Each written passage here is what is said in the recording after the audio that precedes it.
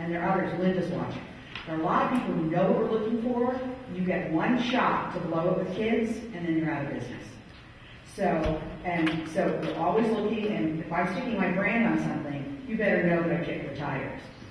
Because that's not what I do normally, and so they have to be trustworthy and they have to articulate it. So when you're dealing with kids 10 and under, parents don't care about really how much fun it is. They want the kids to want it, otherwise it's not worth the money.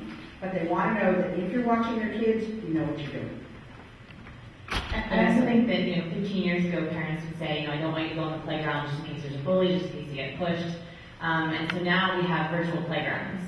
So a lot of parents, like allowing them to say yes is letting their kids go on just at the playground and learning what their limits are. There are teacher aides just if they're on the playground, and they have to also learn their own limits. Wow, I'm uncomfortable with this. This person is making me feel bad. I'm being bullied. Who do I go tell? It's the same kind of skills, and I think that parents are finally realizing that this is the same kind of thing. It's virtual playground. They have to help their kids sort of fill up those limits.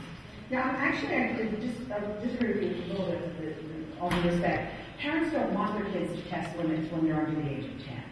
They want training. They don't want to know that they can handle themselves when a bully's involved. They want to know that somebody else is watching. So they need to know what you're doing on safety. Are you keeping out the internet sexual predators where there's many or more or however many there are? Parents have a perception that they're everywhere kids are. So what are you doing on internet sexual predators? To the extent parents understand cyberbullying, they want to know what you're doing there. They want to know who's watching. They want to know if you vetted who they are to make sure that you've got the right people. They want to know what training you've got. They want to know what rules you have. They want to know what you're doing with your kids' information. And when things go wrong, they want to know someone's going to pick up the phone and talk to them and help them deal with it. If not the phone, but you better be very fast online.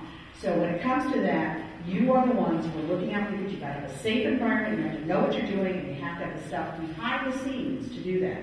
And that's why we ended up doing the Wire Trust seal. The best practice seal is I kick the tires and I know what's going on, and if they don't do that, then I hit my seal. So Cliff's done it. Don went through 4 months of having to prove all kinds of things to us. But if they do that, parents won't look beyond a seal like that if they know that I like it or faculty likes it or some other site that you trust is saying this is okay, they're doing it right. Parents are looking for that and they want guidance. But as they get a little bit older, I think you're exactly right, Vanessa. The 10 and under is a little different. As the kids get into early 13, you want to make sure that the kids will learn what they're doing. Somebody's around to make sure they're not getting really hurt, but the kids can now take off the training wheels. So I think that's very good insight.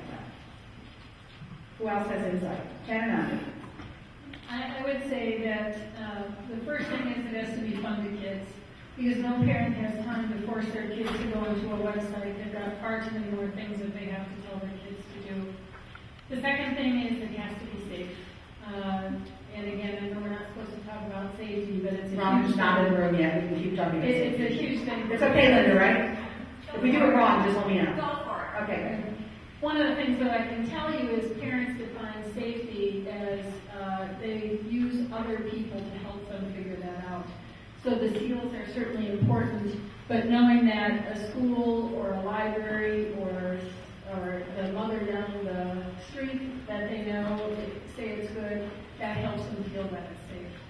That's it. Or a trusted brand. The Procter & Gamble's, Disney's, the big brands of PBS. If it's something PBS does, parents don't look beyond that. That's why they have to be extra careful. It's a trusted online brand. They can't blow it at all. So kids can get hurt someplace in a park, in an amusement park. They get hurt in Disney World, like there's shutters throughout the stock market. And that's what you need to do. You protect your brand and you become a trusted online brand, which is what we've seen over here. We've seen how many fall because they blew it.